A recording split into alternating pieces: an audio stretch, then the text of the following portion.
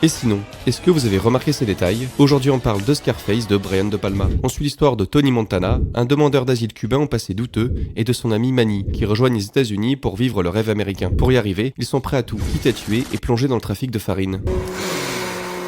Mais parfois, les rêves virent au cauchemar, et les signes étaient sous leurs yeux depuis le début. Les miroirs, omniprésents, montrent Tony face à lui-même, piégé dans un reflet de grandeur. Tony semble ailleurs, enfermé dans son paradis fictif. Le film est connu pour son ambiance transpirant les années 80, et à ce juste titre, nous trouvons une omniprésence de néon de couleur rouge et bleue. Le rouge montre la violence du personnage, couplé à son caractère impulsif, et le milieu dans lequel il évolue, un milieu qui va finir par lui coûter très cher. Le bleu, quant à lui, symbolise le rêve, la vie qu'il veut acquérir par tous les moyens. Tout finit par exploser dans la mythique scène finale, quand après avoir tout perdu et s'être battu jusqu'à ses derniers retranchements, Tony finit par mourir et tombe dans cette fontaine bleue, entourée de murs rouges, comme un brutal retour à la réalité.